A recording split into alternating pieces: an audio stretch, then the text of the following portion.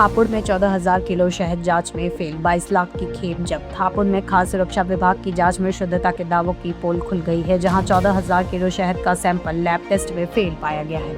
Report के मुताबिक इस शहद में भारी मात्रा में राइस सिरप की मिलावट की गई थी, ताकि कम लागत में ज्यादा मुनाफा कमाया जा सके। पकड़ी गई इस खेप की बाजार में कीमत करीब 22 लाख रुपए है। प्रशासन ने इस संदिग्ध स्टॉक को कब्जे में ले लिया है और अब संबंधित दोषियों के खिलाफ सख्त कानूनी कार्रवाई की जा रही है, क्योंकि शहद में इस तरह की मिलावट सीधे तौर पर लोगों की सेहत के साथ खिलवाड़ है।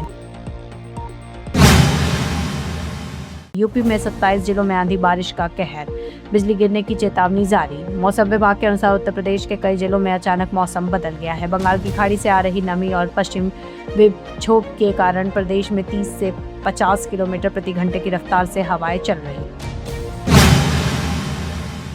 सुल्तानपुर में लूट के आरोपियों से मुठभेड़, एक बदमाश के पैर में लगी गोली। सुल्तानपुर में लूट के आरोपियों से पुलिस की मुठभेड़ हो गई है, जिसमें एक बदमाश के पैर में गोली लग गई है। पुलिस ने 3 आरोपियों को गिरफ्तार कर नगद बाइक और अवैध असलहा बरामद किया है। स्मृति द्वार विवाद में अराजकता की कोशिश, पुलिस की मुस्तैदी से टला बड़ा टकराव। मलिहाबाद में मलिहा पासी के नाम से एक स्मृति द्वार लगाया गया था। विवाद तब शुरू हुआ जब कुछ दिन पहले इसे बिना अनुमति के लगाया गया और फिर यह गायब हो गया। इसके विरोध में वर्तमान विधायक और पूर्व केंद्रीय मंत्री धरने पर बैठ गया, जिसके बाद द्वार दोबारा लगाया गया है। गाजियाबाद में सर्विस सेंटर खाक, लाखों का नुकसान और एक की गई जान। गाजियाबाद के पटेल नगर स्थित एक एसी सर्विस सेंटर में भीषण आग लग गई। यह आग इतनी भयानक थी कि इमारत में रखे एसी गैस सिलेंडर और कंप्रेसरों में लगातार धमाके होने लगे। 3 मंजिला यह बिल्डिंग घनी आबादी वाले इलाके में स्थित थी, जिससे पास के घरों में भी आग फैलने का खतरा पैदा हो गया था। चंदौली में पीड़ित परिवार से मिले विधायक सुशील सिंह, दी बड़ी आर्थिक मदद। चंदौली जनपद के शाहबगंज थाना क्षेत्र स्थित गजदरा गांव में कोमल तिवारी की पीट कर हुई हत्या के मामले ने तुल पकड़ लिया है। हाल ही में क्षेत्रीय विधायक सुशील सिंह मृतक के घर पहुंचे और शोकाकुल परिवार से मिलकर उन्हें ढाढ़स बंधाया। विधायक ने मौके पर ही परिवार को आर्थिक सहायता प्रदान की और उनकी दयनीय स्थिति को देखते हुए मुख्यमंत्री से और भी मदद दिलाने का भरोसा किया।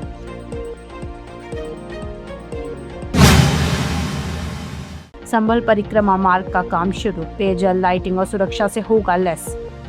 संभल में सरकार ने ऐतिहासिक 24 कोशीय परिक्रमा मार्ग को एक भव्य आध्यात्मिक पर्यटन केंद्र बनाने के लिए 303 करोड़ रुपए का मंजूरी दे दी है। यह मार्ग 38 गांव से होकर गुजरेगा, जिसके लिए 34.12 हेक्टेयर जमीन अधिग्रस्त की जाएगी। इस प्राचीन मार्ग पर स्थित 68 तीर्थों और 19 कूपों के दर्शन अब श्रद्धालुओं के लिए आसान होंगे, ताकि यहाँ चौड़ी सड़कों के साथ पेयजल, लाइटिंग और सुरक्षा की आधुनिक सुविधाएं विकसित की जा सके। पीडब्ल्यू ने इसका नक्शा तैयार कर काम शुरू कर दिया है। बिजनौर में 1.5 महीने बाद कब्र से निकला गया शव, हत्या के शक में जांच शुरू। बिजनौर के हेमपुर दीपा जिले के ग्राम तिगरीक में करीब 1.5 माह पहले दफन किए गए 22 वर्षीय सावेश का शव जिलाधिकारी के आदेश पर शुक्रवार को कब्र से बाहर निकाला गया है। दिल्ली में किराना दुकान चलाने वाले सावेश की मौत को परिजनों ने संदिग्ध बताते हुए हत्या की आशंका जताई है। परिजनों का आरोप है कि घटना के समय दुकान पर मौजूद बहन और देवर शक के घेरे में है। पुलिस और तहसील प्रशासन की मौजूदगी में शव को पोस्टमार्टम के लिए भेज दिया गया है। थाना प्रभारी का कहना है कि रिपोर्ट आने के बाद ही मौत की असली वजह स्पष्ट होगी और कानूनी कार्रवाई की जाएगी।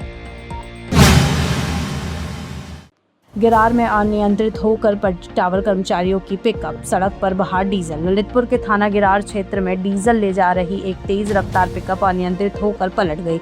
हादसा सड़क पर अचानक आई एक बकरी को बचाने के चक्कर में हुआ। इस दुर्घटना में गाड़ी में सवार 2 टावर कर्मचारी घायल हो गए और काफी मात्रा में डीजल सड़क पर बह गया। स्थानीय ग्रामीणों ने घायलों को निकाला और पुलिस को सूचना दी।